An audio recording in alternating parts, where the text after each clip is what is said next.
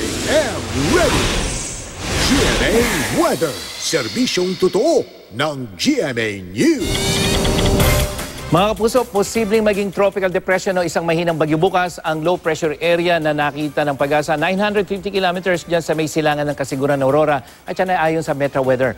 Nakapaloob ang nasabing LPA sa ITZZ o Intertropical Convergence Zone na umiiral naman dyan sa may Southern Luzon, Visayas at Mindanao. Ayon sa Metro Weather, magpapaulan ng sirkulasyon dito sa may Northern Luzon at bahagyang palalakasin itong hanging habagat sa mga susunod na araw.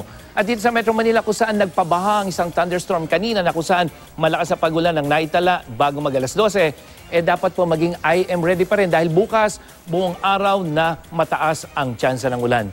Ulan din sa may Southern Luzon, lalong-lalo na dyan sa may Mimaropa region at ilang bahagi ng Bicol region. Samantalang sa Ilocos at Cordillera region, kasama ng Bataan at Zambales provinces, may mga pagulan pagdating sa hapon.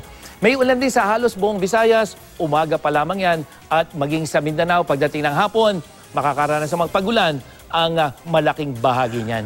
Mang Tani, nag-post po si Ryan J. Andres sa magtanong kay Mang Tani, ngayong Oktubre, lalamig na ba raw ang panahon at tapos na ba ang tagulan, Mang Tani?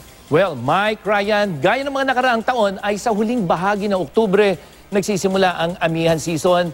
At ngayong 2016, gano'n nakikita natin. At yung amihan season, yan yung pag-ihip ng malamig na hangin na galing sa Siberia. At ngayong Oktubre rin, bago matapos yung tag-ulan, o bago magsimula ang amihan season, dapat matapos muna yung tag-ulan. Pero hindi ibig sabihin yan, kahit tapos na yung southwest monsoon, wala nang bagyong papasok ng PAR.